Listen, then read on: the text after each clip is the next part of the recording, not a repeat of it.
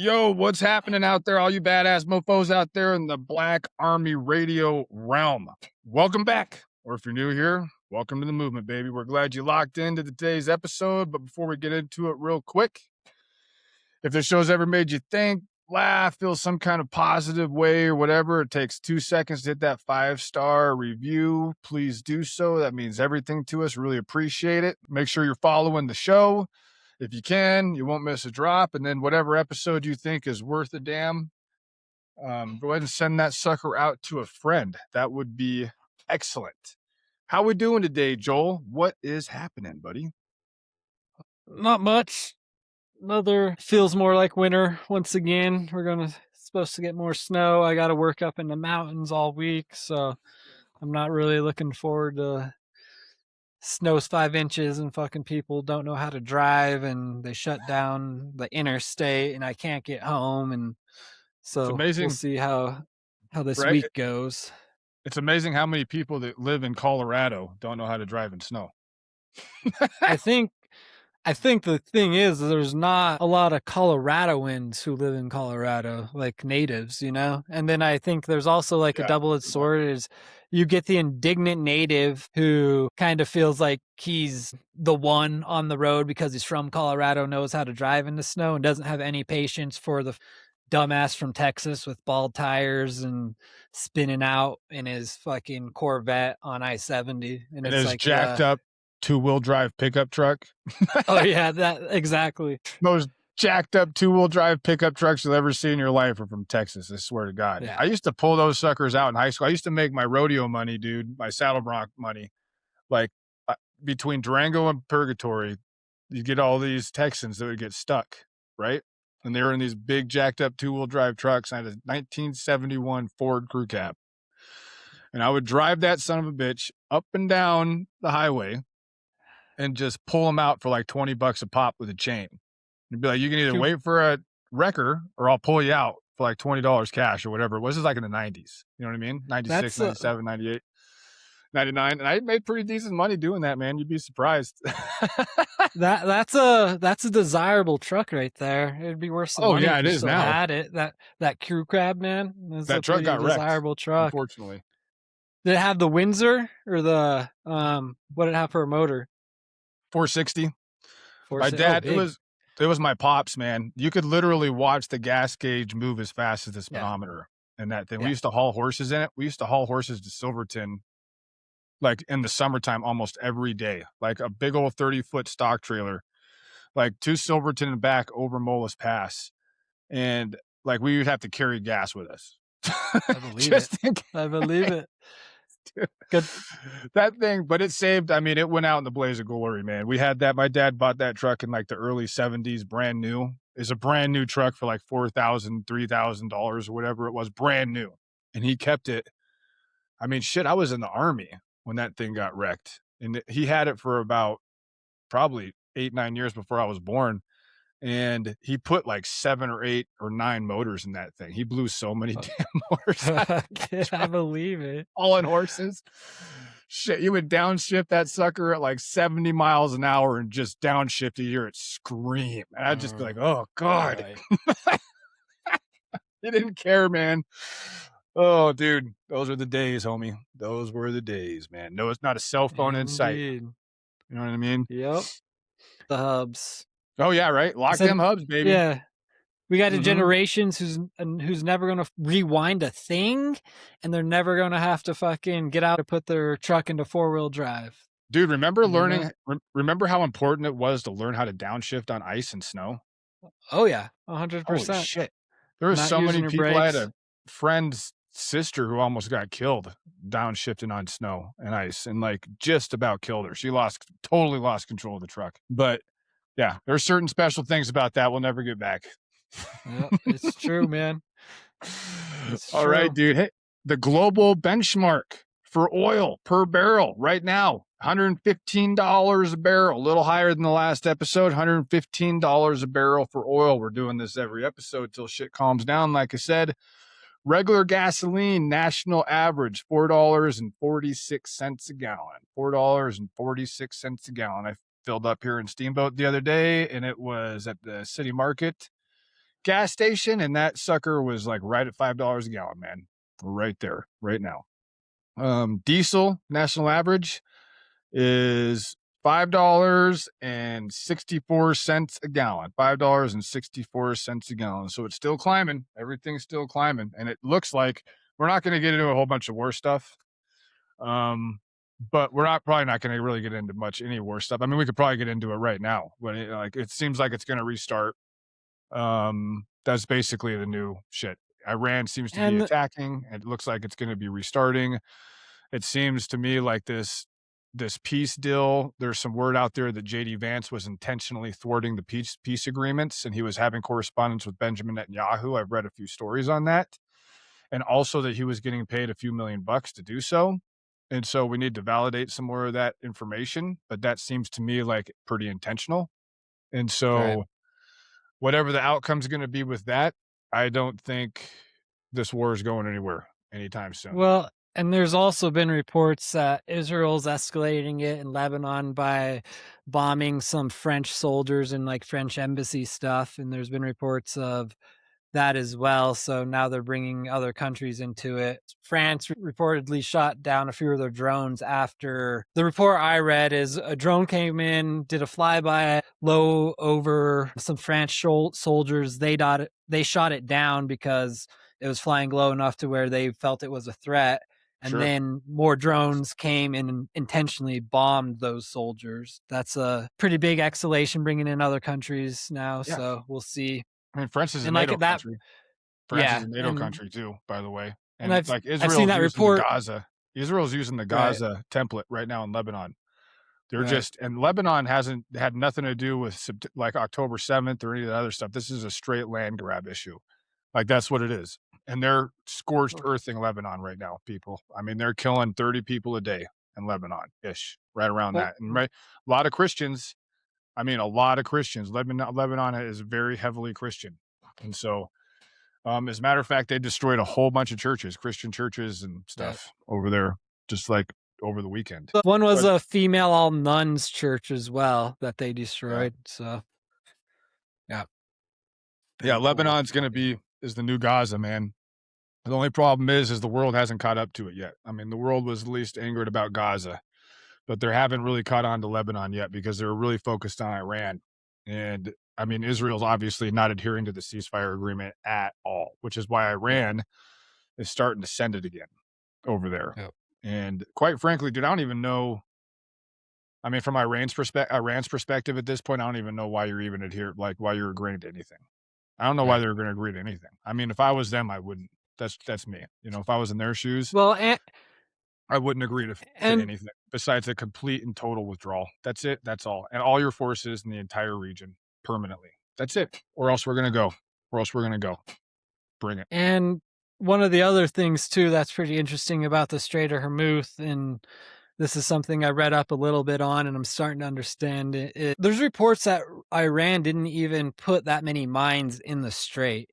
And what happened was there's a London banking company that provides insurance for almost every major, those barges, those big ships. So they provide insurance for these big ships. And what they did was they dropped their war insurance essentially. Yeah. So they dropped it from, it would cover up to 25% of losses all the way down to 1%. So all these shippers and these shipping companies no longer have that insurance if it was something that was caused during a war. Mm-hmm. So these shippers are taking the risk of losing their whole ship and not getting any insurance for it. So that's another layer to this whole Strait of Hormuz thing as well. Yeah, the insurance thing has been a problem.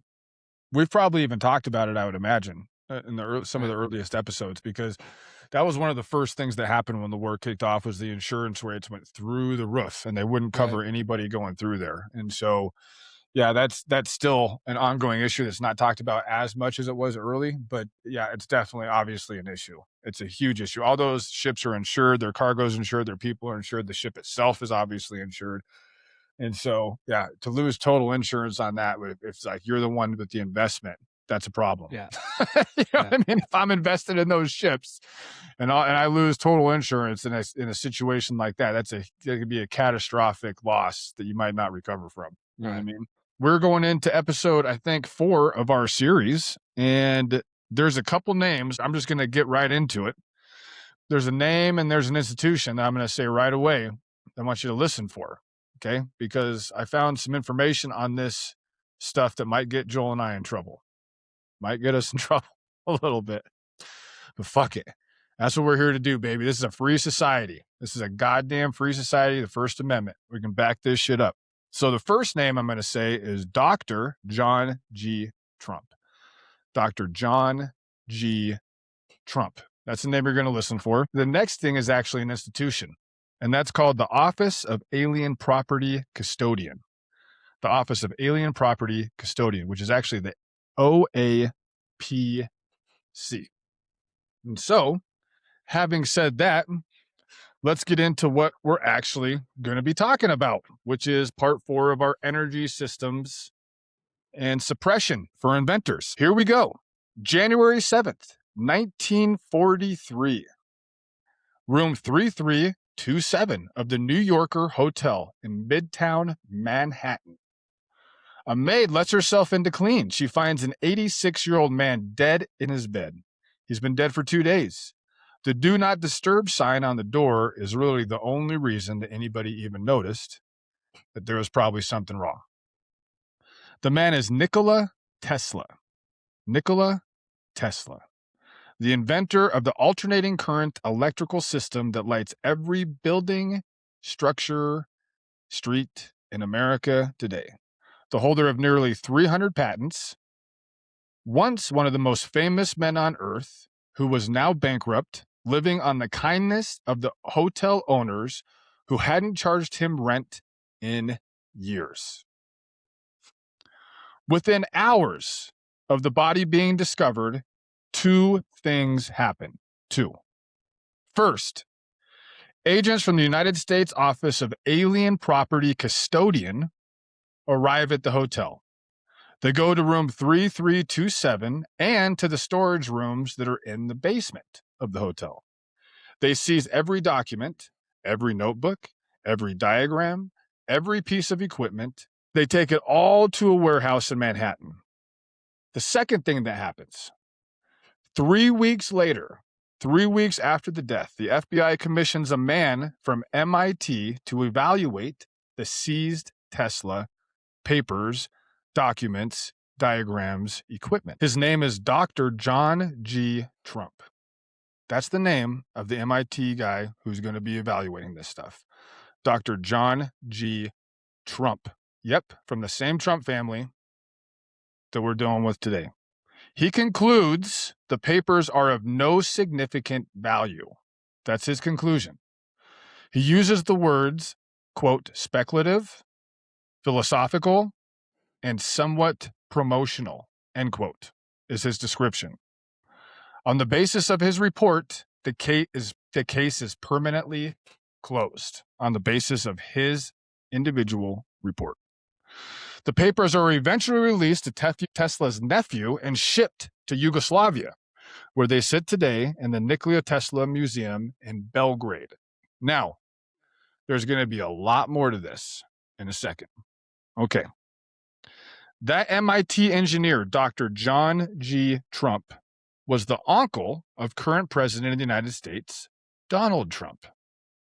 In 2026, 83 years after the fact, that same president has publicly directed the Pentagon and other federal agencies to release government records related to extraterrestrial life and unidentified aerial phenomena. He has called the recent deaths and disappearance of cleared American scientists, quote, pretty serious stuff, and said he hopes they're, quote, a coincidence. And one of the cases he's been asked about directly is 34-year-old woman from Huntsville, Alabama named Amy Eskridge, who we covered extensively in our last episode, who in her 2018 talk on the history of anti-gravity research opened the very first slide of her presentation to Tesla's 1928 space drive patent. Okay. 83 years, 3 generations of inventors, 3 generations of federal action, and a thread that connects a hotel room death in 1943 to a Huntsville apartment in 2022 to the Oval Office in 2026. Some interesting connections there, Joel. Who was Dr. John G. Trump? He was born in 1907. He died in 1985. John G. Trump was a real, deeply credited insider of the U.S. national security scientific establishment. He worked directly under Vannevar Bush. No relation to the Bushes. That's not part of the original of Bush family, the presidential family. He's the architect of the post-war science state apparatus that includes the OSRD, the founding of the National Science Foundation, the security clearance system that we still have in place today, and the model that became the Department of Defense Research Enterprise. When the FBI needed somebody in 1943 to evaluate Tesla's papers, they called him because he was already inside the system, and his assessment was the official government finding that is still in place today. What else about him? He joined Vannevar Bush's National Defense Research Committee in October of 1940. That's the agency that became the Office of Scientific Research and Development, the umbrella organization that ran the Manhattan Project, Joel, radar development, and proximity fuse, and essentially every classified U.S. military research effort, invention, investigation of the entire World War II era. He was pretty much responsible for.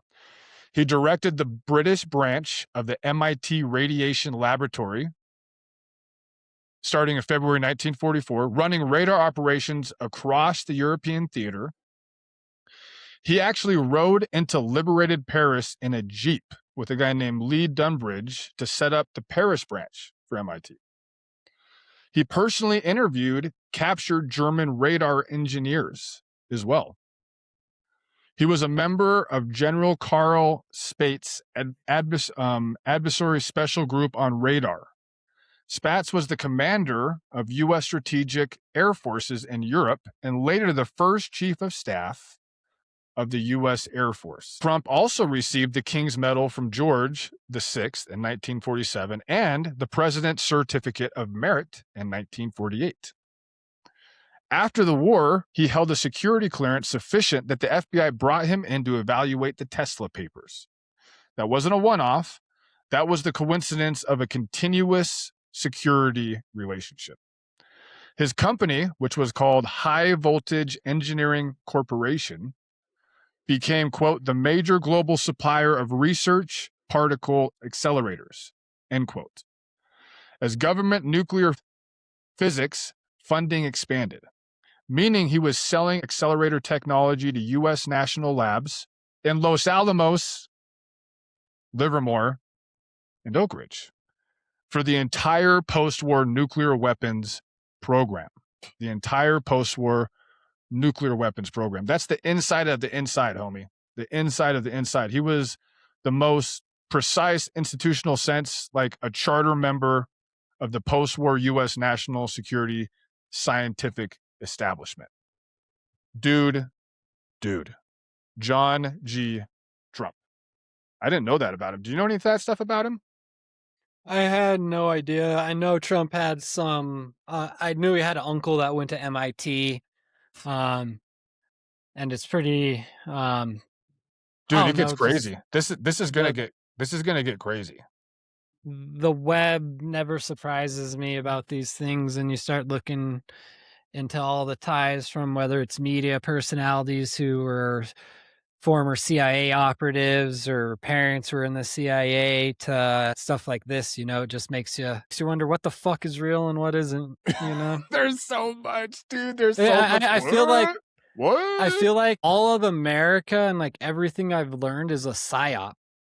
Like I feel like it's all fucking made up. Control, see what the people do, distract the people. Like the deeper you dig into this stuff, man, the more you realize like they absolutely like this is not about the best interests of the people in any way, shape, or form at all. Like even a little bit. It's really not. It's a huge game. This is just a giant game, dude. All right, Act 1. The three inventors. We're going to go over Nikola Tesla, Wilhelm Reich, and Eugene Malove. Okay, starting with Nikola Tesla. The seizure. Born in 1856 in a place called Smiljan, what is now Croatia. Studied at the Austrian Polytechnic at Graz and briefly at Charles Ferdinand University in Prague. He never completed a formal degree, not even an undergraduate degree. He never graduated with any kind of diploma, ever. He was entirely self-taught beyond that after he got out of these institutions.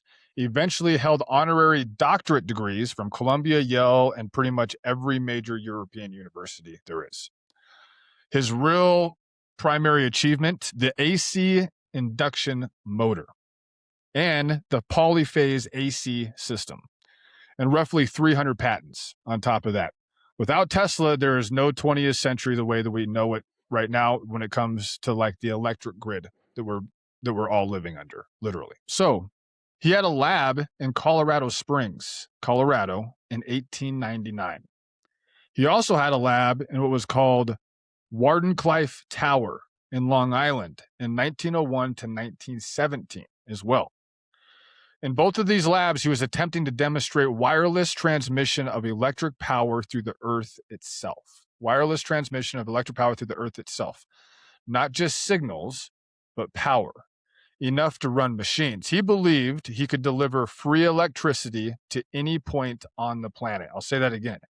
He believed he could deliver free electricity to any point on the planet. And that is exactly what cost him his ass.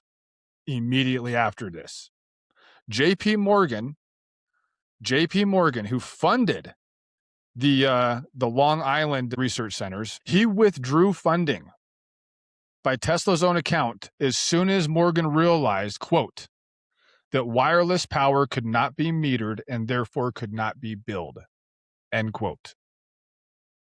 As soon as Tesla said that his desire was to give free electricity to everybody on the planet, the person who was funding that research, J.P. Morgan, immediately pulled his funding and stated that he did it because wireless power could not be metered and therefore could not be billed.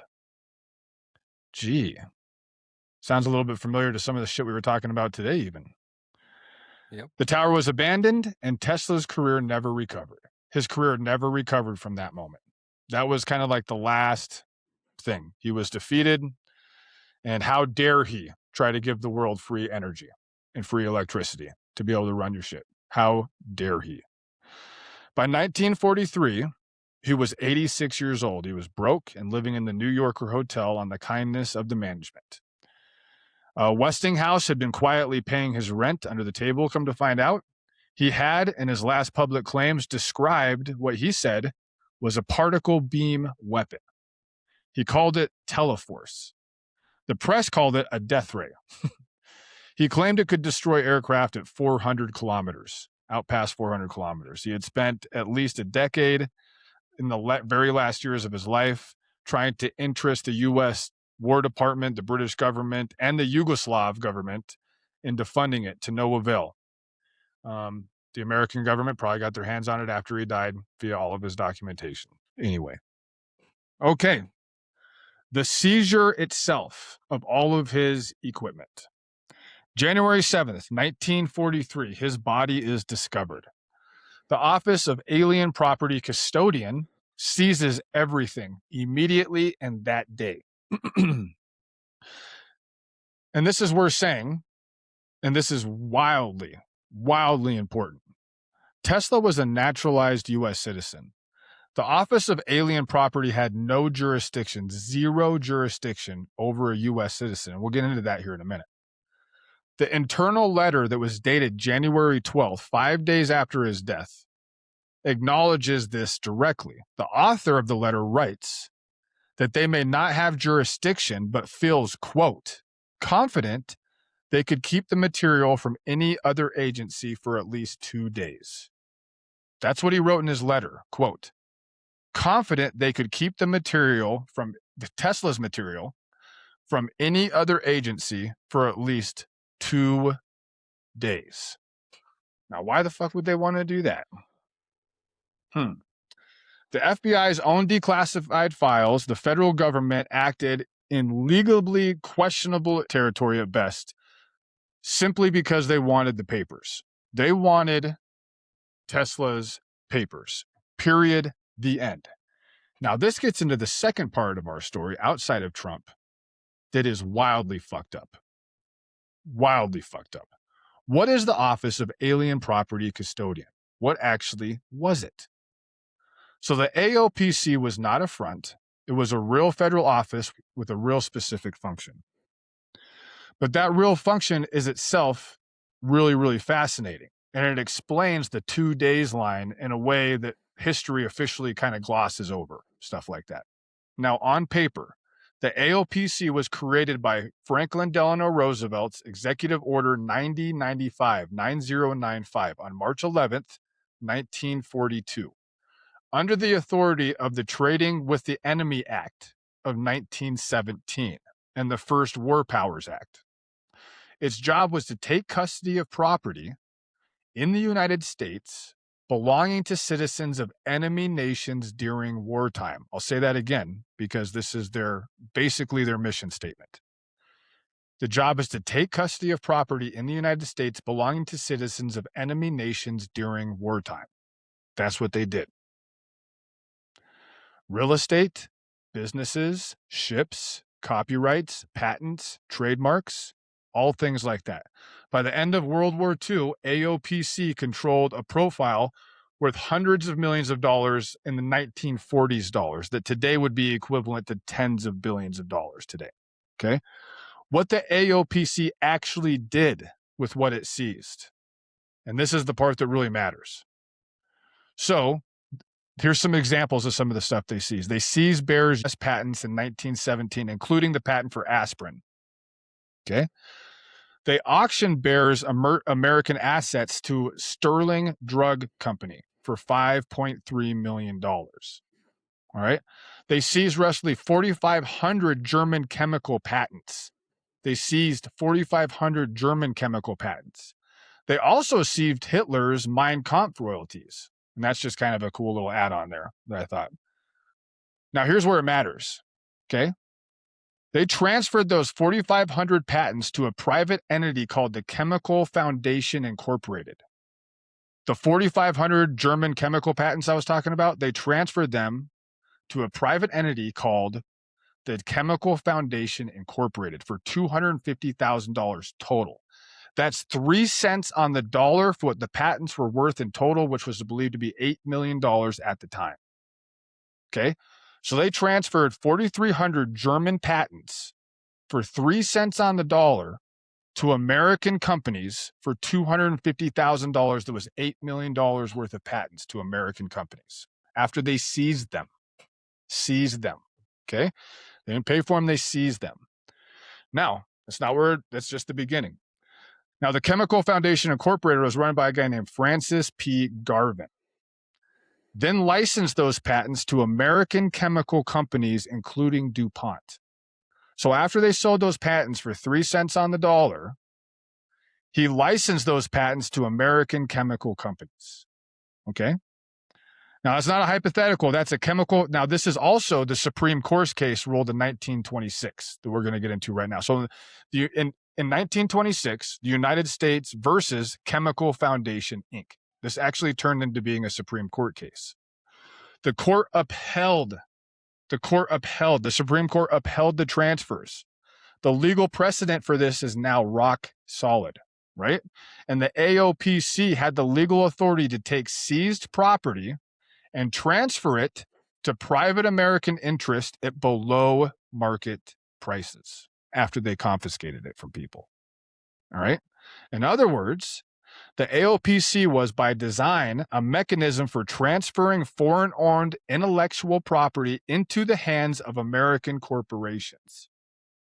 The custody was not the endpoint. The endpoint was redistribution, often to favored domestic interest or industries.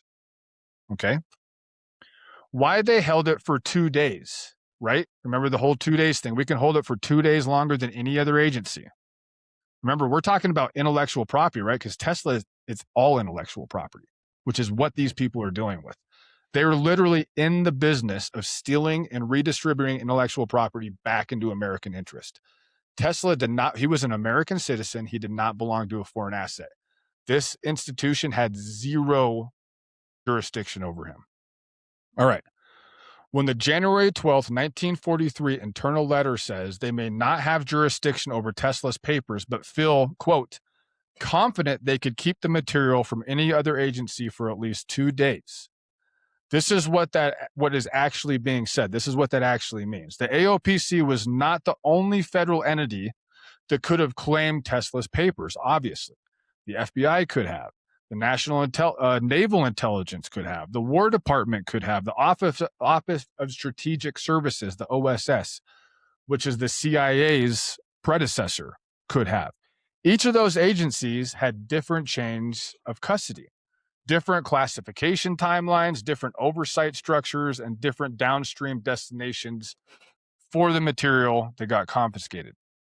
If the FBI would have took it, it goes into J. Eggers Hoover's filing system within the FBI. If Naval Intelligence takes it, it goes in the Navy's classified research apparatus. If the War Department took it, it goes in the Manhattan Project era technical assistance stream. Each of those would have been governed by military or law enforcement secrecy rules. That's different than AOPC. Okay? The AOPC chain of custody was different. The AOPC could legally do something the other agencies could not. It could hold the material under civil custody, evaluate it through outside contractors, just like John G.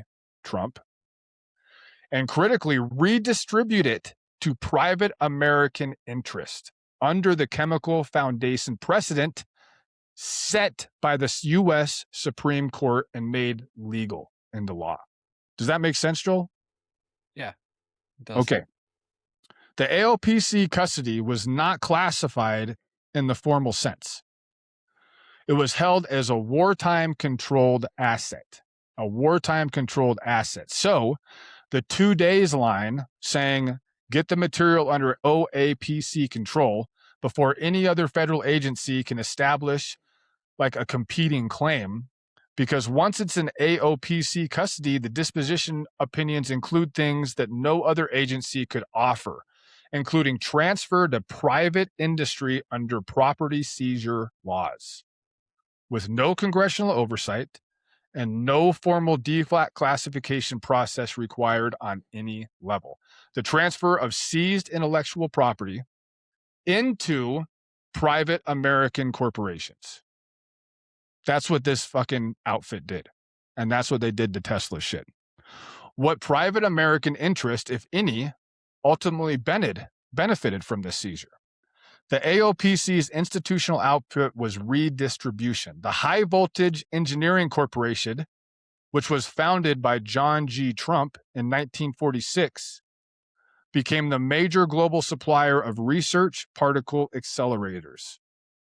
Tesla's research was on high voltage electrostatic phenomena, high voltage electrostatic phenomena, the same domain, the same categories as Trump's High Voltage Engineering Corporation, which exploded after, miraculously, Tesla died and his shit was all stolen. So Okay. his Same uncle was a domain. His Okay. uncle was a grifter too. Kind of looking that way. It's kind of looking now. He was a smart son of a bitch. He was an MIT guy who's absolutely smart, but it's looking like this outfit he started, he wrote on the back of Tesla's work that was stolen, and they made a fucking killing. And then he went and had the gall to say that none of the shit that he saw of Tesla's was worth anything to the American public. That's because they stole it all. And they used it through this goddamn OAPC institution to do it legally through Supreme Court precedent. Dude. And so that's how the Trump family basically made out with this kind of deal. All right. Tesla's research was on high voltage electrostatic phenomena, the same domain as Trump's company. commercialized exactly the technology category Tesla had been working on, bro. It's the same technology category Tesla had been working on before he died. Okay, the bottom line. AOPC's actual function was already, by congressional design and by precedent, the legal redistribution of seized intellectual property to American corporate interest legally via the Supreme Court. That function operated openly. It was upheld by the United States Supreme Court, and it produced, among other things, the post-war American chemical industry's patent base and a substantial chunk of the post-war pharmaceutical industry. Whether also produced unknown additional commercial outputs from the Tesla seizure is a question the public records don't fully answer, obviously. But John G. Trump unquestionably had access to Tesla's materials. And John G. Trump's company, the High Voltage Engineering Corporation, could have and probably did profit wildly from Tesla's related work and inventions that were overtly and intentionally stolen by that institution, by Mr. John Trump, and by the American government. Woo! Well, Okay. and it's funny, anytime a war happens, they create laws and things like that that step on our civil liberties. You know, it's like the Patriot Act. I mean, this is a little different because they're talking about non-American citizens, even though Tesla was a naturalized citizen. The way they wrote it was for non-American citizens, but it's the same thing as the Non-American Patriot Act. citizens that were part of a country that we were at war with, which Right. he wasn't even part of that. It just, yeah, it's Isn't that a another crazy connection, dude? Isn't that a crazy? Yeah. The Trump family, this institution, Tesla, the crazy amount of money in the Trump family. I mean, like, they're dude. There's some crazy strings there, bro. We're pulling some strings there, homie. Big time. And generational wealth is a huge thing, you know? I mean, that's the reason why wealth just grows, because when you have connections and power and networks, you know, like the wealth is just going to grow because you can manipulate the whole system because of those networks. You know, Trump's doing it as we speak, and it's not just Trump. This has gone through many. I mean, you could go through any major family in American history who's has a name that we know by hearing it, even though we don't know anything about the people. And you could almost just draw lines of how they got their money, who they fucked over to get it, you know. And there's always, whether it's the Facebook story and Mark Zuckerberg, whether it's always somebody's fucking somebody over, and then Hey, once Joel, the person Joel, keep your powder dry, homie. Yeah, fuck, dude. Keep your powder dry. Some weird connections, man. This is some weird connections, dude. I was reading that stuff. I was like, yeah, we're going to talk about it. Fuck it. Like, yeah, we're going to talk about it. That's what we do. Yeah. Shit. Well, and that's nothing. And that's something I didn't know. I'm wondering if that's, I know one of his nieces, I think, she's talks shit about him all the time and said he should never be president. I'm wondering which connection, is it from that uncle, another uncle? I'd be interested in to it would have been see his it would have been his dad's brother, obviously, right? Because it was the same last name. So however that stems. But how many do you know how many uncles he had? No, I don't. I didn't look at that. But yeah, I'm not sure. I'd heard some speculation on this dude, John Trump, but I hadn't really dug into it until now. And when I got into this at first, talking about the energy systems and all this stuff, I had no idea that there was a connection to the Trump family. I had no idea, man. I didn't know at all. I didn't put that together until I read it, just reading all this kinds of stuff. And so, all right. And so more on Tesla. His nephew, a guy named Sava Kasanovic, who was a Yugoslav diplomat suspected by the FBI of Communist Party sympathies, how dare he, went to the hotel that morning. By the time he arrived, the body was gone, and Kasanovic believes somebody had already gone through Tesla's possessions. A black notebook he knew Tesla kept, which was several hundred pages, some marked government, quote, was missing. and it continued to be missing even when they gave some of the stuff back. This is something that had pissed him off continued to piss him off. All right, the Trump assessment. Dr. John G. Trump, MIT, radar research for the Army, uncle of current President U.S. Trump, was brought in 3 weeks later to evaluate the papers. He concluded the contexts were, quote, like I said, primarily of a speculative, philosophical, and somewhat promotional character. Tesla was just promoting himself, bro. And contained, quote, no new sound workable principles or methods, end quote. That assessment became the official line of the U.S. government even to this day, homie, to this day, about the Tesla stuff. Comes from the Trump family. Kind of ironic. And with how the Trump family blew up and exploded financially through that corporation immediately after this dude checked out Tesla's shit, and then they didn't give it all back to the family. And I think it's also one of those things where the government also kind of slanders Tesla name after they, in the early 1800s or the late 1800s into the 1900s, he was like one of the most famous inventors there was. Him and Edison were kind of neck and neck in like who was the biggest inventor, and then shortly after, it's probably around like the 30s, like he kind of became this. It was right after he said he wanted to give everybody free energy. Yeah. He wanted to give everybody free energy. That was it for him. His career was fucking over. Yeah.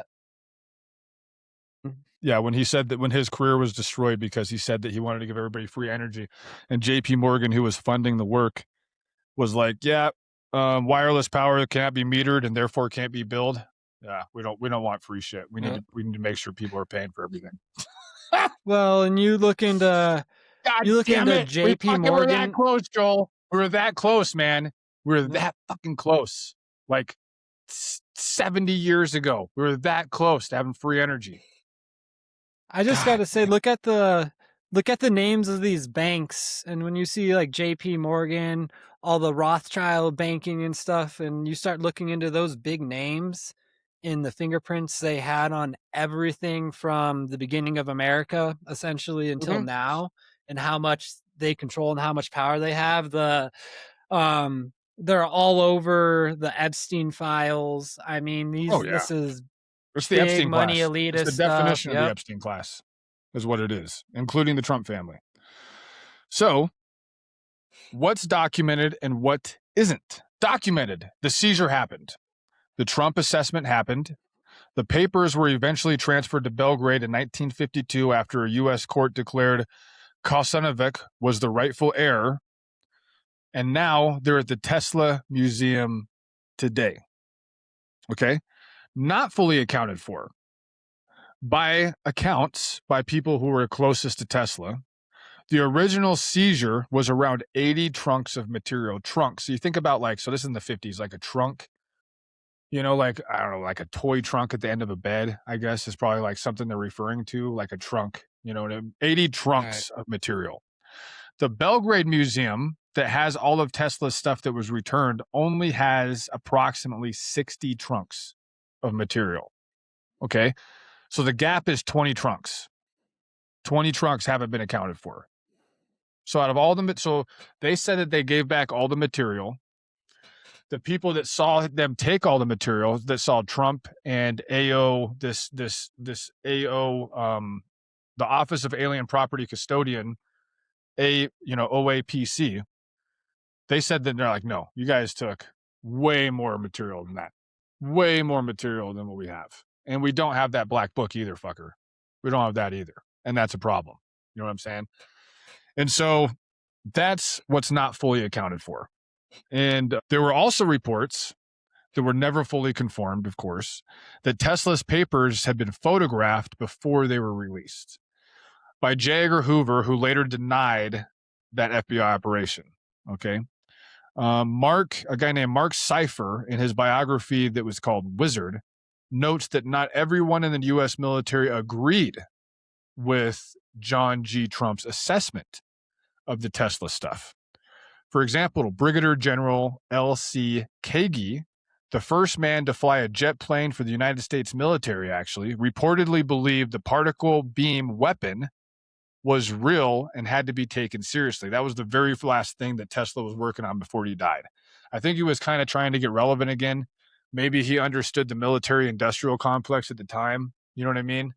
And he was trying to develop a weapon system that they would be interested in. And they probably got a hold of it anyway, because as soon as he died, they took all of his shit, you know? Well, and he probably realized if he was going to invent anything that was for the greater good of society, that he wasn't going to make any money off it, and they weren't going to accept it either. So it was Yeah. probably And a he way was to. super poor and living in a hotel and in a shitty situation.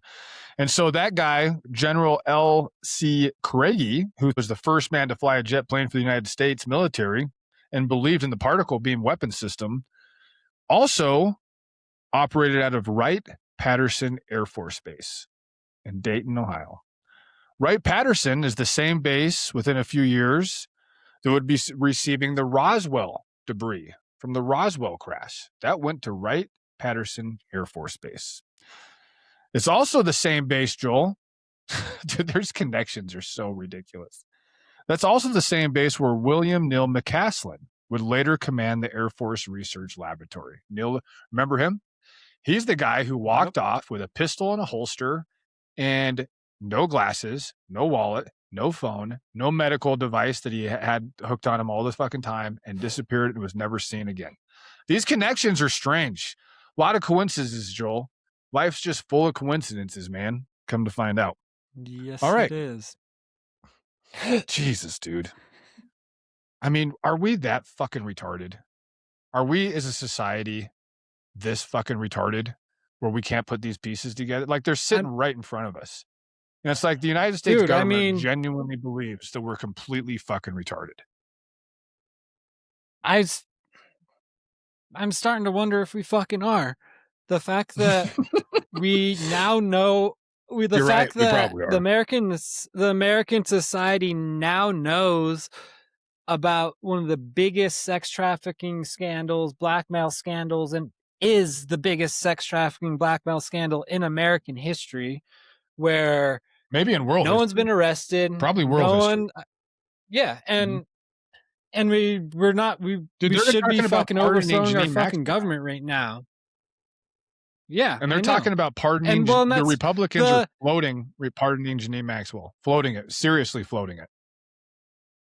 Blanche, the new DOJ guy, Blanche, he was the one who got Ghislaine Maxwell moved to the Cush prison.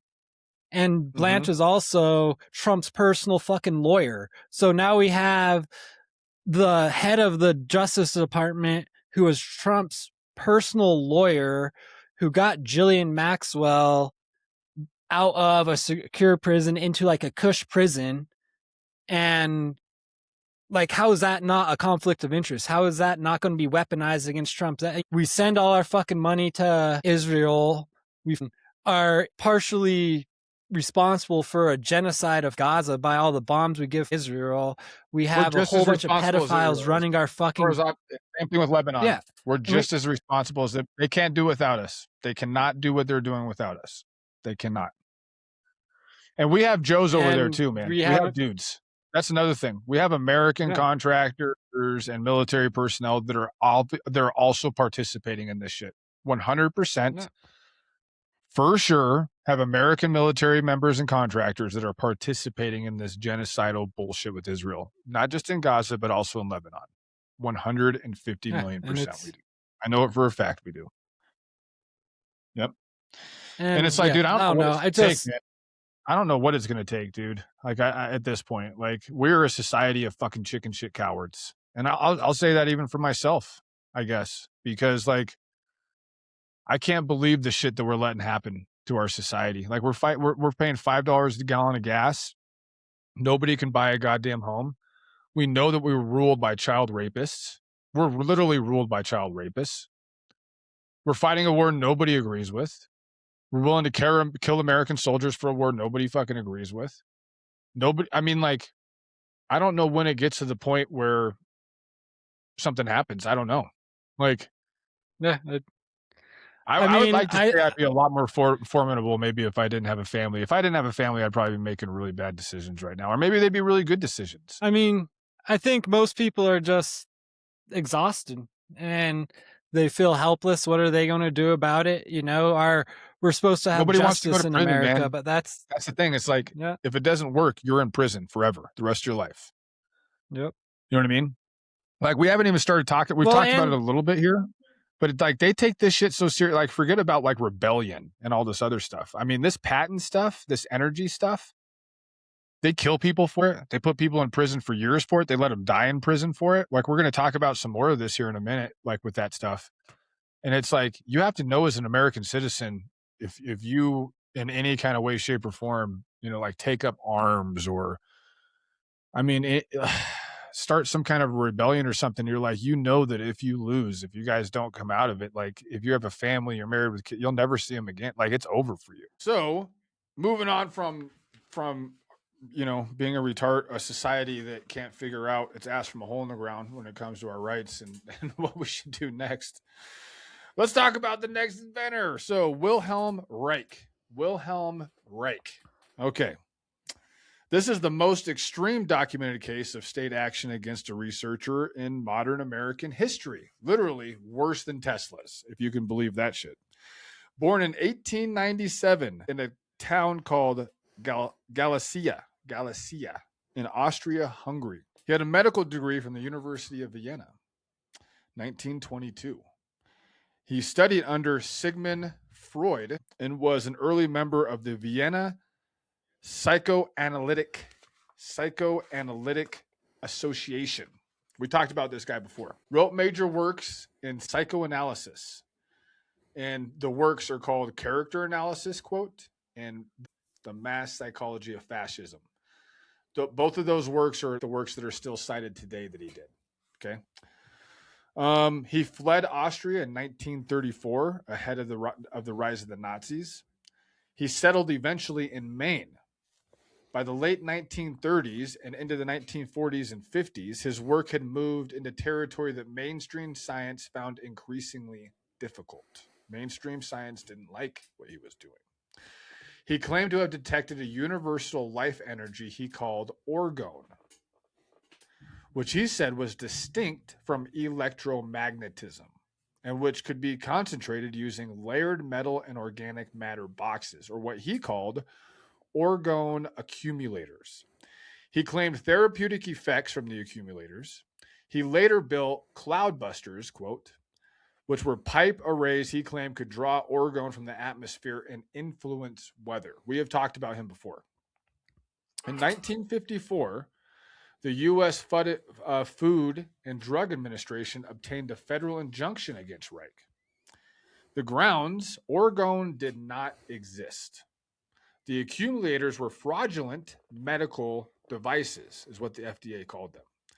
Reich refused to appear in court on principle, arguing the FDA had no authority over what he insisted was a scientific question, not a medical fraud question. He said the FDA had no authority over what he insisted was a scientific question and not a medical fraud question. The court ruled against him, obviously. We're going to see a lot here that the United States court is not going to have the interest of individuals over the interest of the state or corporations. They're 100% not going to have your interests at heart. They're not. So if you think there's equal protection under the law, homie, got fucking news for you. There's not. Just real quick with this guy, there's been some really big discoveries in quantum physics, and it's talking about some of this energy that before we couldn't identify it, and like they're called toroidal fields essentially, and it's kind of like you're talking with plasma and stuff, how like these toroidal fields keep matter together, and we can't quite explain what this energy is, but it's abundant, and like our bodies are made up of it, from our skin to a particular atom, and they're all held together by these toroidal fields that tie into some of the sacred geometry as far as the circles coalescing and stuff. And this is something what has just been discovered in quantum physics in like the last 8 months. So whether it was argon or something. There's a documentary coming out. It's actually out now. And Shit. Maybe I'll just find it really quick. Basically, scientists thought a cell, when they were thinking about a cell, was just basically like a bunch of goo. You know what I mean? Like kind of like inside of a cell. There was a lightning strike and it creates life. You know what I mean? And dude, the inside, have you seen how deep they can get into these cells and these nucleuses now? Yep. I mean, it like computer code doesn't even scratch the surface. It doesn't, it's like it has the markings of intelligent design to me, for sure. Right. Some kind of way. Like people can call it a god, you can call it the Anunnaki. I mean, Right. you can call it whatever you want. It's panspermia, another hypothesis for like how we get this kind of intelligent design. The way that they're able to look at this stuff now, like through 2026 technology versus like 1995 technology, 2005 technology. I mean, this stuff, dude, they're getting so deep in this shit, like so layered, so deep, where it's like every layer you peel back is just as intricate as the layer before. I mean, it is literally looks like microchips. It's crazy. Right. And the most minute, tiniest, microscopic cells we have in our bodies, trillions of them all over, making up everything. It's just trillions and trillions and trillions of computer code. It's wild. Well, like and how that stuff up. And when you start looking at some of the electronics we developed and stuff, and some of the similarities to like our the human body, from like just like copper wires being coated in like rubber or plastic, the tubes that like make your brain work back and forth are coated with this white substance, and they're finding out like giving kids too much screen time quits the development of this white substance, what creates a tube around these electrical pathways in the brain, which therefore is like hindering child development, and all this. It's just real interesting, the looking at Are you talking about chips the and stuff. telomeres? Talking about the telomere stuff? Yeah, I Like think some of it so. is, yeah, there's some like the tubes. I know what you're talking about. I was just hearing about that the other day too, because they were thinking about something about consciousness being in there. Yep. About how possibly, because they're doing a big investigation of like trying to figure out where consciousness actually is, like consciousness, Right. And these tubes that you're talking about, and has something to do with telomeres, like regrowing, like keeping your telomeres as long as possible, and how important that is for us. Well, and that's yeah, it's pretty interesting. And like some of the consciousness, they took two brain cells and had them interface with a very simple computer program, essentially the game of Pong, just like think back in the day, the little dot going back and forth between the two paddles. And these two brain cells, once they had energy, started playing Pong without any human guidance, without anything. Once they had energy placed to them and interfaced with that system, and that's like saying, is our brain, does it need a conscious? Like it's a crazy, I don't know, the stuff that they're discovering is really mind blowing. Those tubes are super interesting because they get damaged. God, I wish I could remember them too. I've listened to a few. I've done a little bit of research on this, and it is really, really interesting how they're kind of, in a way, connecting consciousness to these tubes. Right. Damn it. Fuck. We're probably gonna have to we'll have to do a whole nother podcast on consciousness and we're gonna have that stuff. We got years of this shit, homie. We're gonna come up with all kinds. As a matter of fact, Joel's gonna, at the end of this thing, he's gonna tease some tick shit that we're really worried about right now. That's going to monopolize some more of our information here in a little bit. But anyway, getting back to Mr. Wilhelm Reich. So, yeah, his most cited work is called Character Analysis and the Mass Psychology of Fascism. That's his most cited work to this day. He fled Austria in 1934 ahead of the riot. Go ahead.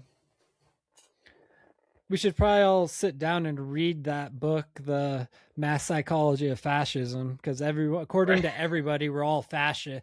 I wanted to make a shirt, and I don't think society would get this. Quick tangent, and this was back in during COVID, coming into Trump and Biden administration, like that time.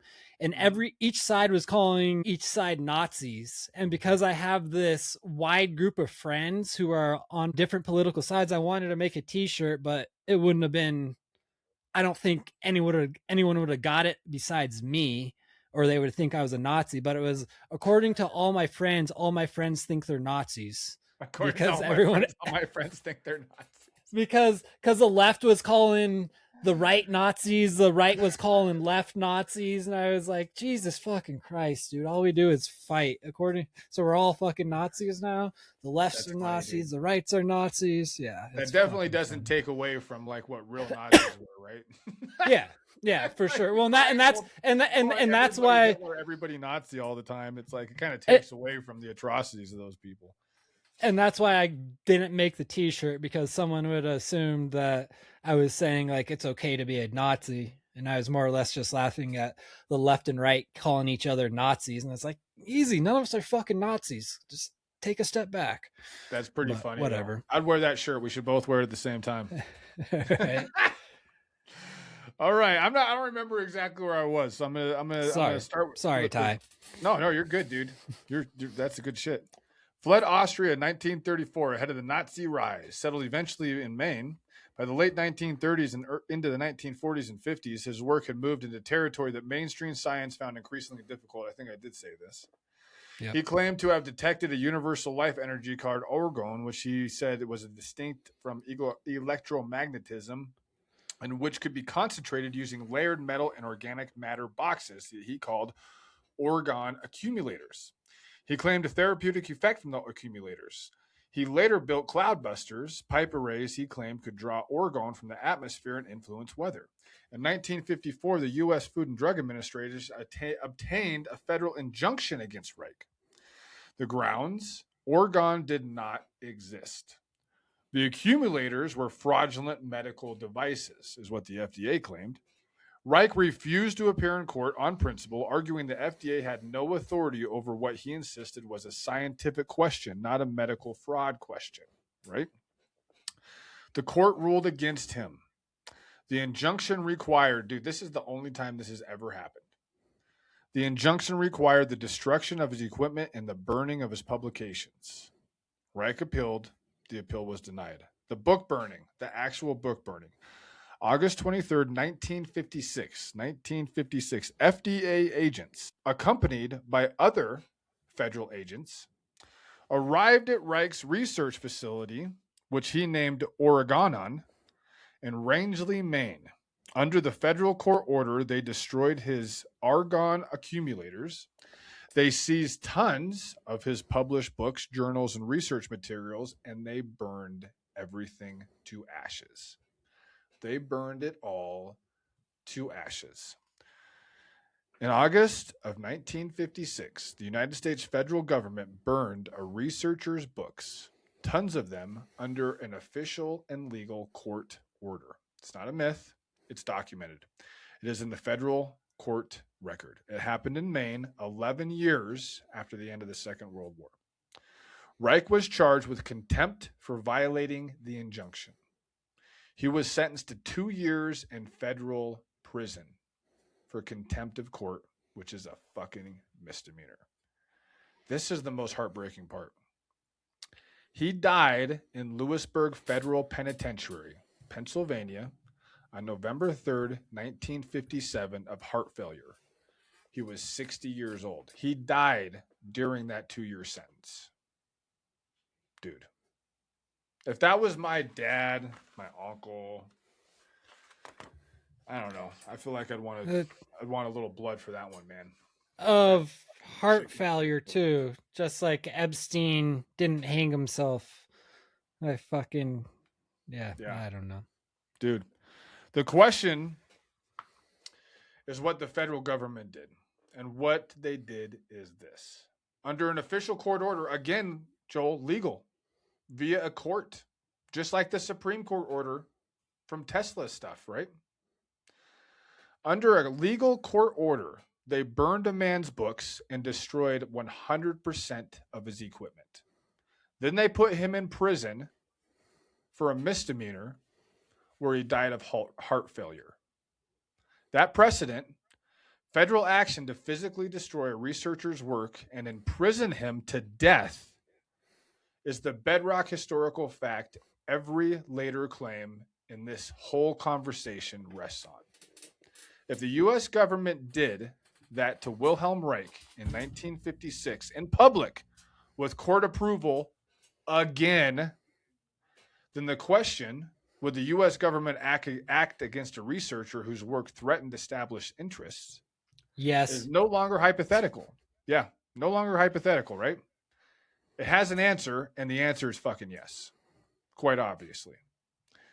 The ceiling on what the US government has been demonstrated to do and willing to do has been overtly established, especially through precedent through court precedent. Remember I talked about how important court precedent is? We've talked about this in a couple other podcasts, right? Court precedent, our entire society is built around court precedent. The legality issues that we deal with every fucking day is built on court precedent. Everything in this country is built on the foundation of court precedent. And you can't trust the fucking courts either. Right. You fucking can't. You cannot goddamn trust the courts in any way, shape, or form. All right. Eugene, this is the last case of the inventor. Eugene Mallovy. And this is a murder. The case that connects the lost century, what we're calling the lost century, since Nikola Tesla to now, to the modern era. Okay? So Eugene Franklin Mallovy, born in 1947. Bachelor's degree, 1969. Master's degree, 1970. In aeronautical and astronautical engineering from MIT. So aeronautical and astronomical engineering from MIT. He had a Doctor of Science in 1975 and environmental health sciences from Harvard as well. I mean, that's basically like the credential stack. That's basically like the academic credential stack, right? But you have MIT undergrad masters and a Harvard PhD, okay? Cold fusion. This was his thing. March 23rd, 1989, at a press conference at the University of Utah, two electrochemists, Stanley Pons of Utah and Martin Franchman, who was a fellow of the Royal Society and one of the most eminent electrochemists in the world, announced that they had observed nuclear fusion at room temperature. They claimed measurable excess heat that could only be explained by nuclear processes. Within months, major laboratories, MIT among them, reported failure to replicate this experiment. By the end of 1989, the scientific consensus had moved sharply against the results. Pons and Frenchman left the United States. They eventually continued their work at the IMRA laboratory in France under funding from the Japanese automotive supplier Ashin Seseki, or whatever his name is. Okay. Molovav's specific allegation. He claimed that MIT's own plasma fusion center, the plasma fusion center within MIT, the same institutional lineage that Nuro Lario would later lead, and obviously John J. Trump came from, remember, had initially measured excess heat in its own replication attempts. And then, according to Mallovy, the data was altered to make the result appear null to the general public. He resigned from MIT in protest. This guy was wildly credentialed, man. Two MIT undergrad, MIT masters, Harvard PhD. Okay? He resigned from MIT in protest because he was basically saying that they were hiding results from the general public. Okay. In 1995, he founded what was called Infinite Energy magazine. He was, for the rest of his life, the most credentialed and persistent journalist advocate for cold fusion there was. His death, May 14th, 2004. Mallovy was beaten to death in the driveway of his childhood home in Norwich, Connecticut. He was 56. He'd been cleaning the property after apparently evicting some tenants. The autopsy found 32 facial lacerations and a crushed trachea. Stephen Greer's specific claim. Remember Stephen Greer. Mallovy had been scheduled to appear on Coast to Coast AM the next night, the very next night, May 15th, 2004, to announce a specific free energy breakthrough. Greer has stated this in multiple interviews. There is, however, a real and documented detail. Mallovy had left a voice message that morning noting that the U.S. Department of Energy had just agreed to reopen its review of cold fusion. That's on the record, that voicemail. But he went home and he was killed within hours of receiving that voicemail. Literally within hours of receiving that call, he was killed. Probably nothing to see there, Joel. Yeah, another one of those coincidences, right? Keep your powder dry, buddy. Act 2. Stephen Greer, Gary Vesperman, and the suppression thesis. The suppression thesis. This is where we name the framing that ties all of this together. Greer's thesis, Vesperman's claims, and the legitimate and illegitimate ways to read both, as well as the suppression thesis, which dates back to 1951. Stephen Greer's lost century thesis. All right, Stephen M. Greer, MD, medical doctor, ER physician, trained at the James H. Quillen College of Medicine, East Tennessee State University, founded the Center for the Study of Extraterrestrial Intelligence, which is CETSI, or CSETI, in 1990. He also founded the Disclosure Project in 1993. In 2001 National Press Club event, May 9th, 2001, Greer presented 20 named on-the-record military intelligence and corporate witnesses who claimed firsthand knowledge of UAP, unidentified aerial phenomena, events, and recorded technology programs.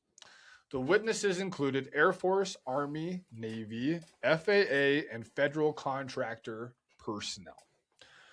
Whatever you think of the claims, if you think he's full of shit, that's fine, but the event happened. The witnesses were named, they're still alive, and they're on the record. Okay? His 4 feature documentaries that he's most known for. 2013, Sirius. 2017, Unacknowledged.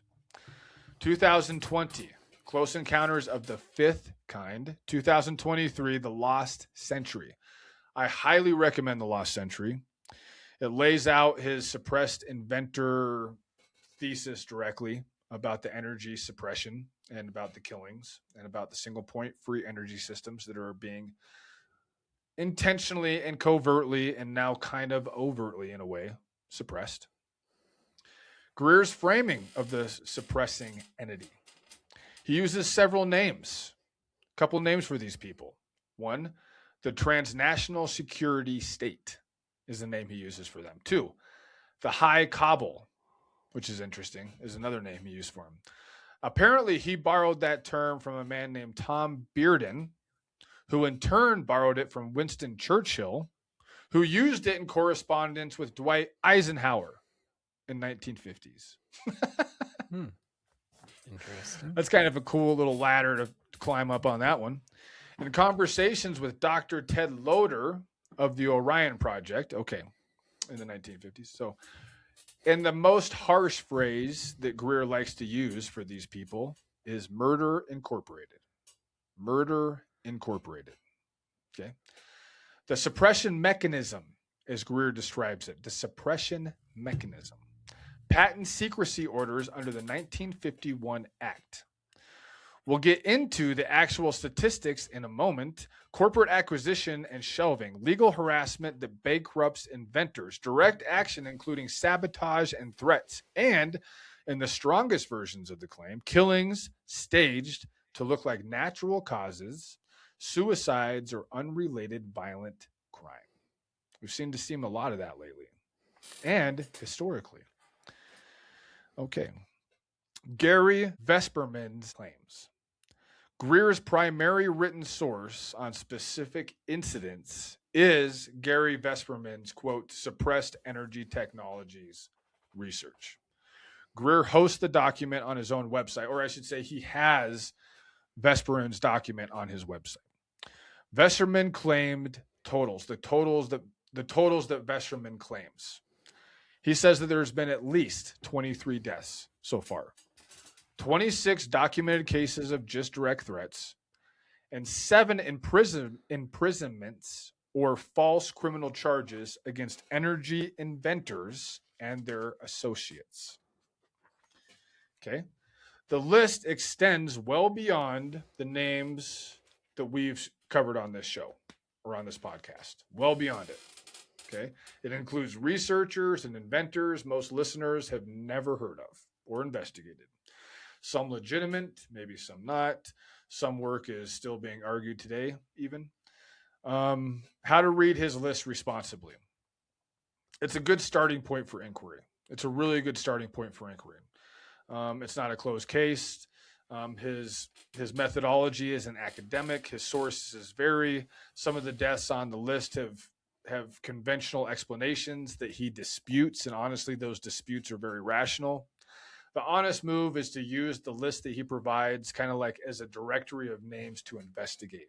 You know what I mean? And that's a lot of kind of what I've been doing a little bit with this. Well, right. And that's what we want you guys to do with our podcast. If we bring something up and, it's kind of not as always in depth as we could get to, or we brush over it, look into it, investigate it. This is how I think me and Ty got into this stuff. You sit online and you watch something. Tell us we're full of shit. Something. Yeah. Tell us we're full of shit. Yeah. I can handle it. About it. I know Joel can, for sure. All right. The suppression apparatus that's been in use and is still in use today since 1951 all the way to today. This one's fucking great, Joel. The Invention Secrecy Act of 1951. What the law actually says. It's a gift that keeps on giving, Clark. It's the gift that keeps on giving, baby. This is what the actual statute is, if you were to write it out and be charged. 35 USC 181 to 188. Passed in 1951, still in effect today. In 2026, an identical form to its original text. The text to this statute has not changed. What it does, any federal agency with classification authority, not just the Department of Defense, okay? You have the Department of Energy, the NSA, the NASA, Department of Justice.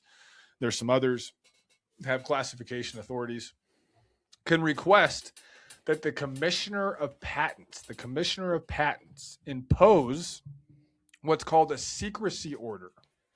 A secrecy order on a patent application. Once the order is in place, the patent is not published, the patent is not granted, and the inventor is legally forbidden from publishing, exploiting, or even discussing his invention. Period. Okay. Penalty for violating this secrecy order, Joel, from the invention that you fucking invented. Up to 20 years in federal prison. Plus civil forfeiture of the invention itself. The applicant cannot file for foreign patent on the same subject matter either. That is a violation of that law, and you will be incarcerated for it, even if you file it in another country. The application can petition for the applicant can petition for compensation via the court, but courts have routinely and almost exclusively denied compensation claims on the grounds that the inventor cannot demonstrate, quote, actual damage while the invention remains suppressed. Imagine that, Joel. How shocking. They're not going to pay you for the invention that they're fucking telling you that you can't even talk to your wife about. And after they don't approve it. And I'm sure when this act was passed, it was on the guise of somebody making some sort of weapon or bomb that they could take over and they wouldn't want released to the wrong hands or something like that. And it's just like, anytime when you see one of these resolutions get pushed through the Congress, and maybe a bad example, but recently they made it so they could turn off electric cars satellitely, and That's a big deal right now. it was under the guise of stopping like people who are either fleeing from the law or like a DUI suspect, Just like how the but Patriot Act is just about terrorism, Joel. yeah, It's just about yeah. terrorism. Why would you be against it? It's about terrorism. And these all are civil liberties, and it's both parties voting for this. This isn't just like a It's a totally left or bipartisan right bill. thing. Every time they get a chance to take more away from us and more of our freedoms, they do, and I don't know when. We gotta, same shit. We just gotta start getting along as a country and see what's going on instead of fighting over race and social shit. We all want the same thing. Yeah, we all want some free energy. Yeah, that's for damn sure. That would be a really uniting fucking thing. I mean, dude, this stuff. Up to 20 years in federal prison, forfeiture of your invention. You can't file the patent in a foreign country. You'll get just as I guarantee the U.S. Marshals will come string your ass up in a fucking second. I don't give a shit. You're in France, Belgium, to fucking Australia, Iraq. There were U.S. Marshals in Iraq when I was there. You know what I'm saying? Like, you're gonna get fucking strung up. It's like 20 years in federal prison, dude. Like, you don't get any compensation from the court because, once again, the court's not on your fucking side. The court is not on your side, bro. There is no equal protection of the law anymore in the United States of America. It's bullshit. We lost that shit decades ago, at least. I mean, it's amazing to me, dude, what this law does. Like, you just put in for a patent. Like, even if you don't have a government contract, you're a private citizen. Okay, we're gonna get into that. I'm gonna get into that right now. So the numbers, fiscal year 2025. Okay, these numbers are public. They're reported annually to Congress by the U.S. Patent and Trademark Office and tracked by the Federation of American Scientists Project on Government Secrecy. Federation of American Scientists Project on Government Secrecy. The most recent fiscal year on record right now is fiscal year 2025, which ended September 30th of last year. So September 30th of 2025 was the end of the fiscal year for 2025. Okay. Total active secrecy orders for fiscal year 2025 for the Invention Secrecy Act of 1951. 6,543. 6,543 orders. The number has grown every single year for the last 4 years, okay? New secrecy orders just for 2025 alone was 102. Just for 2025 was 102. Sponsoring agencies for new orders in 2025. So these are the agencies that sponsor, that literally get a hold of the federal government and say, hey, this invention right here, go ahead and invoke the Invention Secrecy Act of 1951 so we can confiscate all their shit. These are the agencies that are doing it right now. 63 from the Department of the Navy. 24 from the Department of the Air Force, 5 from the Department of Energy, 1 from the National Security Agency, 3 from NASA, and all of the rest, the remainder, are from the Army and the Defense Technology Security Administration. So these are the different agencies that are finding invention patents and are intentionally invoking the Invention Secrecy Act of 1951 that will imprison these people for 20 fucking years if they even attempt to even discuss their invention that they did in their fucking garage without any goddamn government money again. Those are the agencies that are kind of heading it up right now. All right. And here's the number that matters most for the story for fiscal year 2025. So there's something called John Doe secrecy orders. Now, the John Doe secrecy orders are imposed on a private inventor with no government affiliation. So there's actually a lot of inventors that get some grant money and stuff. You know what I mean? From the Army or the Navy or the Air Force or fucking whatever. And then they invent shit, and then it is immediately hit into the Secrecy Act of 1951. But John Doe secrecy orders are people that are doing this exclusively and financially independently. They have no associations with any entity at all, period. Okay? And so there were 18. So in fiscal year 2025, there were 18 John Doe secrecy orders imposed. 18 on people. So there were 18 motherfuckers out there that had invented something that the United States government deemed to be economically unsatisfactory to the big government. All right?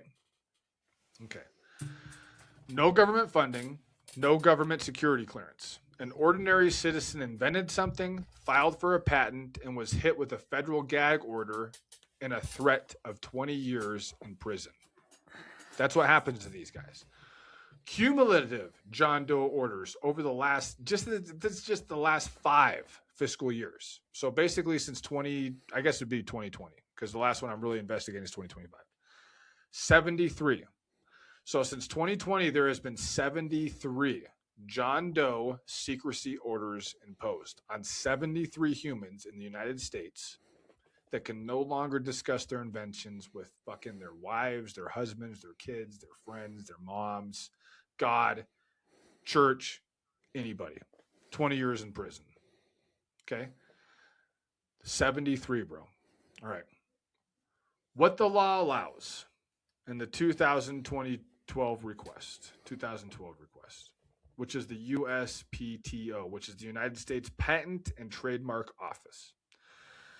In 2012, the United States Patent and Trademark Office published a Federal Register notice asking for public comment on whether the country should expand the use of secrecy orders to cover patents, quote, detrimental to the nation's economic security. Not national security, economic security. Economic security.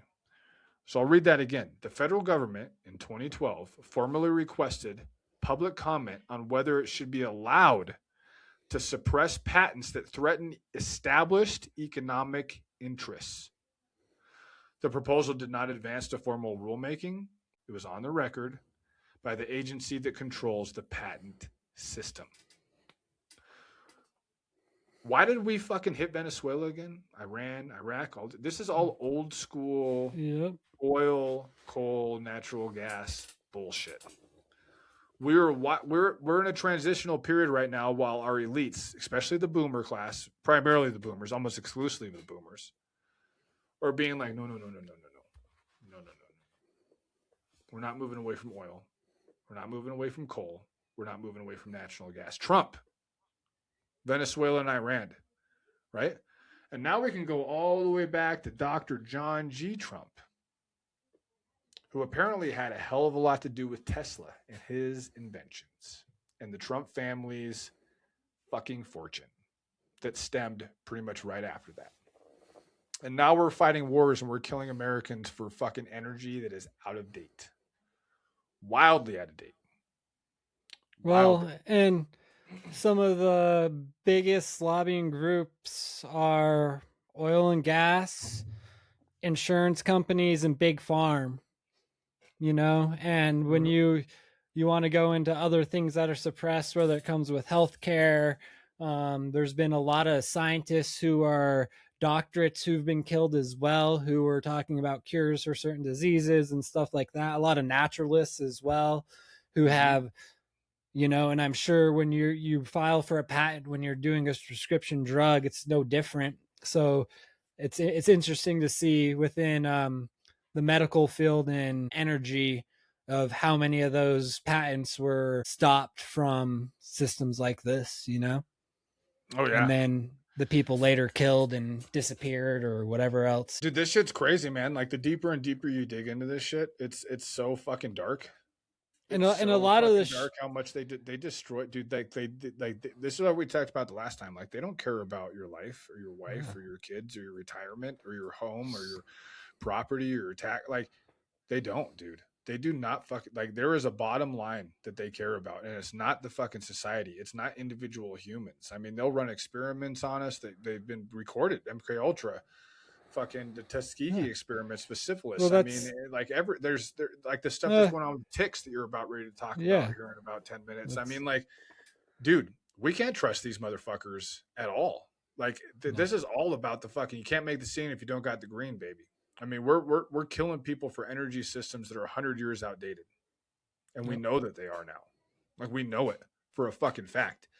We'll eventually get to the point where our society is going to pop through, but it's not going to be till all these goddamn boomers that are fucking in charge of everything across the fucking world are gone. It's just not. Right. Like you got to get an entirely new fucking like an entirely new generation in power because these people are not fucking into it. They're not going to change anything. They'll fight wars over bullshit. They'll call you Well, anti-Semitic because you're anti-Israel, even though it has nothing to do with the Jewish faith. It's just the when this military-industrial complex, the perpetual warfare, like everything is just it's the boomer paradise that we live through right now. Like we have got to get a new generation in power as soon as we but can. and I think I think the sad fact is even with the new generation, it's going to be the same old stuff because the boomer, like the people who are core conservatives, core liberals, like they listen to the boomers and they give the same boomer rhetoric, and it's gonna, I mean, I I don't just know. think it's gonna, I think in a lot of ways, like we had, what was it? Oh shit, there was another conservative event. They were talking about putting sanction on Israel. They got like a standing ovation from the right, younger crowd. You know what I mean? right, There is definitely some change taking place for sure within these generations. Like especially when it comes to the debt, when it comes to war, when it comes to how we feel about the Middle East and like Muslims, heaven forbid, how we feel about Israel as an ally and the right, fucking massive amounts of genocide that they're doing in Gaza and Lebanon, like on our dollar from our fucking work dollars, our labor dollars. I mean, there's definitely some kind of transition that's happening. I think we're in a weird tweener phase right now where it's like we're at the beginning of something that hasn't happened yet, and we're at the end of something that hasn't quite ended yet. You know what I mean? And so yeah, it's I could like see that, maybe in like 200 or 300 years, we're going to be kind of like launching into something, but there's always a transition period. You know what I mean? Like right, whether you're talking about from the dark ages to the enlightenment, into the industrial age, right? It's like you get 100 years of society like grinding into a different thing, and right, then it pops. You know what I mean? And I really think that our lives are in a grinding moment where we're like in that transitional period between like the dark ages to the enlightenment to the industrial age to whatever the new age is going to be now. And we're in that transitional phase, and it's a hard place to be. You know what I mean? right, But the thing about it is like these energy systems and like a lot of this stuff that we're talking about and dealing with, whether it's the UAP stuff, back engineering, alien life and knowledge, energy systems, like there's going to be a time in 100 years, 200 years where this is all mainstream shit. You know what I right. mean? And they'll look back at stuff like this and they'll be like, I don't understand what the big controversy was. Like, this is the life that Uh, we're living right now. I mean, it sounds dumb, but I kind of think it has to be the death of capitalism as how we see it as well, because knowing if there's not money behind it, people aren't going to invest in it. People aren't going to, Mm-hmm. it's all about the bottom line. And, At the um, very least, Keynesian economics, I think, for sure. right, For sure. Like I said, I don't think we've used an Adam Smith model of capitalism and almost since, well, pretty much since we lost the gold standard. I mean that was kind of the beginning of the debt accumulation and all right, that kind of stuff. But no, I think you're right. I think we're going to have a new form of governance. And here's the thing with like, you read, John Locke and Thomas Hobbes and Montesquieu and like all these other really prominent philosophers, and it's like these ideas always change, and they're going to right. continue to change and evolve. Like we're not just done. Like we have not reached the high point. Like a lot of people like to think that we have, but I mean, we're not going to in 1,000 years. You're not going to wreck it. Like if we just morphed, shot into a fucking time travel thing, 500 years from now. I mean, shit, fuck, 200 years from now, maybe 100 years from now, maybe 50 years from now. Like, how much do you think you'd really recognize of that society? I mean, probably fucking almost nothing. You know what I mean? Especially if we transition to a different form of energy. And then you're talking about telepathy and like some of this other stuff with the telepathy tapes. We're going to continue to evolve. I think, Right. I would really like to believe, you read the book, the yugas, and like the cycles of humanity and kind of like the historic processions of mankind through like evolving to a higher form of knowledge and then getting thrust down to the Stone Age via some kind of cataclysm. I think these things have happened over and over again. I really do. And we Right. have a lot of history for that right now. And I think that we just took on a different form. Like we chose fossil fuels in this iteration, but I don't think that's always been the case. I think there's been previous timelines in history where we didn't choose fossil fuels and we chose something else. You know what I mean?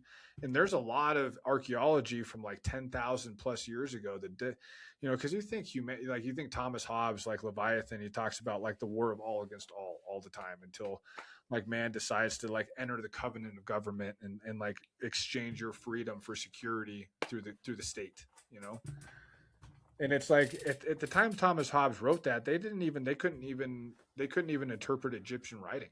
They couldn't interpret cuneiform. They couldn't interpret, script. Like they didn't have the knowledge that we have today. Well, and what I think too is when you look at these ancient cultures and some of that, whether they're getting energy from the earth, however they're getting this energy, like I also don't think they were capitalistic countries. They weren't selling stuff. They were more social societies. And there's like speculations, whether it's under Sexy Woman, some of the Mayan, old Mayan establishments, that they're digging underneath these establishments and they're starting to find indications that there is another culture, and these were built on top of that previous culture. But some of the big arguments in this is there's not any wartime stuff in that next layer. Like it was they were societies that got along and weren't killing each other. And then the Mayans came in and the Inca, and then those societies were obviously war-driven, conquering societies, but there's evidence that the societies before them. Yeah, like if you go back like 4,000 years, I would say 4,000 years, you're talking about war of all against all. It's a very survivalist mentality. I mean, it's very, very animalistic. It's fucking heathen as fuck. I mean, it's wildly dangerous and violent, almost anywhere you live in society. But if you go back past that and you look at the archaeological records, past 4,000 to 5,000 years, when you get starting into the Ice Age, like there's societies that we have archaeological evidence for, from Turkey to the Americas, all the way up to the Rhine in Europe, the Mississippi floodplain that dates back 20, 30,000 years in America now. Yep. That there was, even in the Americas, like, we see all these movies with the Apaches and the Navajo and the Comanches fighting each other and killing each other and doing all this stuff. Listen, like the tribal entities in the Americas 10,000 plus years ago, they weren't warring hardly at all. There is almost zero archaeological evidence for warfare.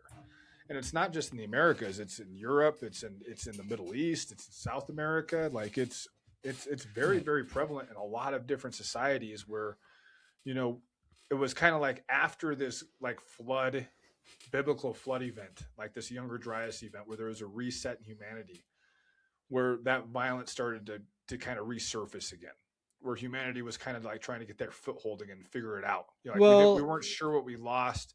There was memories of what we lost. There was tales of what we lost. There was interpretations. That's where the Bible, like a lot of this ancient stories of the Bible come from, and like the Epic of Gilgamesh and the Vedas in India and like all these other places, where they're talking about stories that have been passed down orally for thousands and thousands of years before they were ever written down.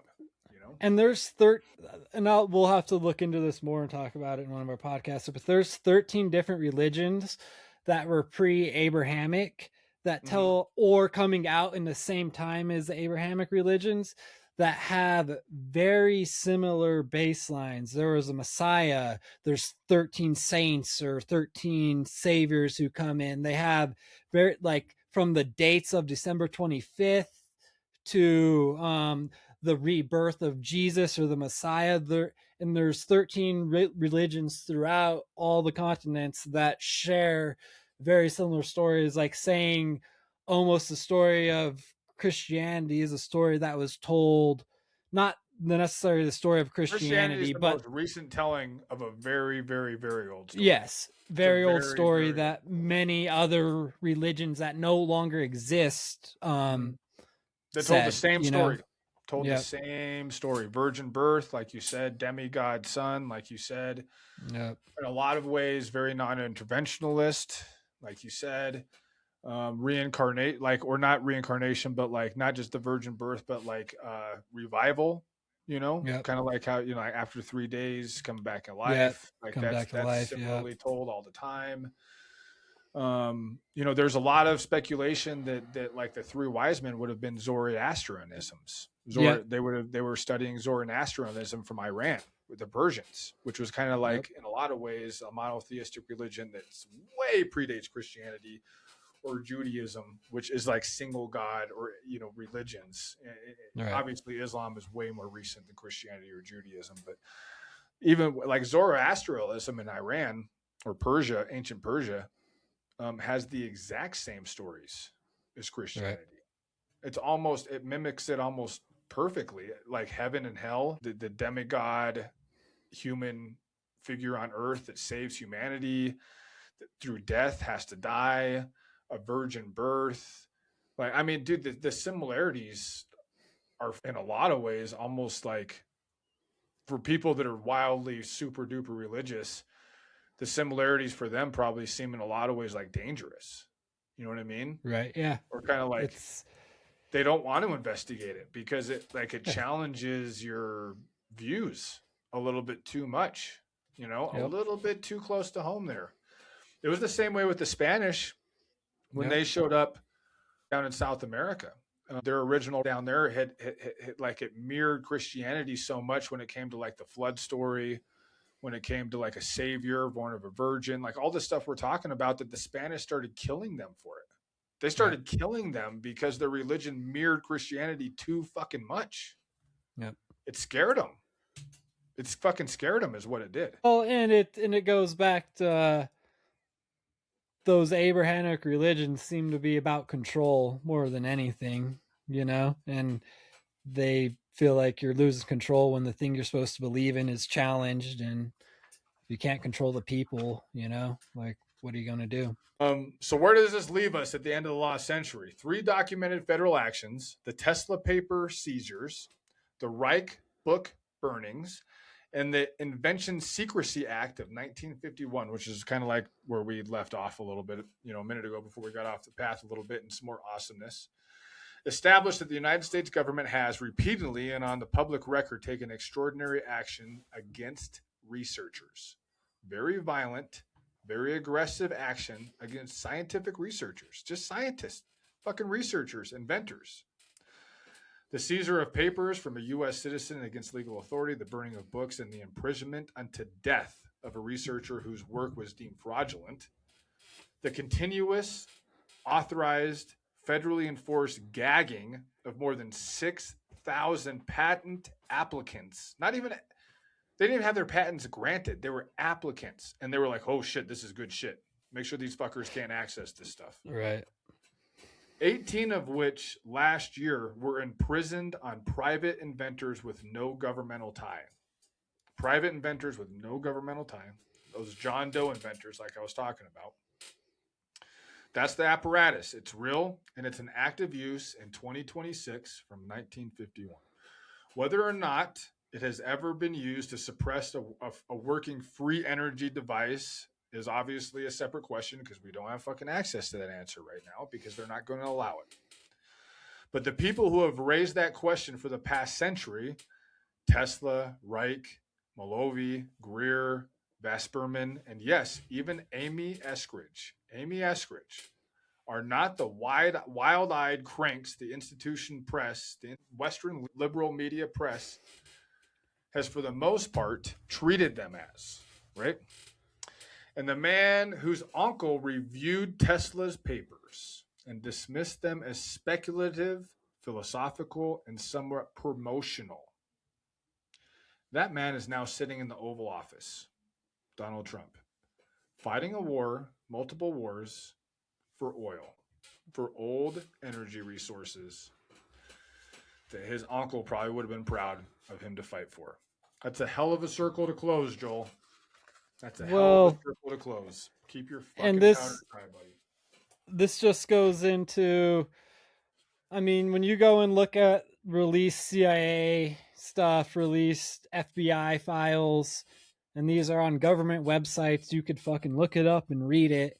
You know, the Tuskegee stuff, MK Ultra, like all that stuff was speculation in the 80s, 90s. That stuff they talked about, but you were a conspiracy theorist, and sure enough, they released files. This goes into some of the stuff I want to talk about in our next podcast with the ticks, you know, and there's been long speculation that the government had something to do with the spreading of Lyme disease. And now there's a new disease out there where it's not new. It became kind of known in the 2000s, and it's called the alpha gal syndrome. And essentially it makes people allergic to red meat. In the research I did, it's real surprising to see where this conspiracy theorists or conspiracy theory kind of got its roots, and then the released CIA documents that don't necessarily prove it, but they definitely add way more ammunition to our government being complicit in some nefarious shit when it comes to biological warfare and weaponry and testing on American citizens. So that's a whole and we'll get into more of that next week, but it's just, you know, this is supposed to be a government for the people and by the people, and we're losing that. I mean, we've been losing it for the last 30, 40 years, and hopefully as a society we could take a step back and look in a mirror and be like, what the fuck is going on? Because every forward. Yeah, well, yeah. Yep. For sure. Well, and it's every 20 years there's a pile of released CIA, FBI documents that go and prove all the shit that people were called fucking psychos, conspiracy theorists, you know, when they first started talking about it. So I'll tell you, yeah, mad respect from those boys in like the 90s and early 2000s and before that. They were able to do some crazy research with no internet and stuff like that. Yeah, for real. It's so easy now.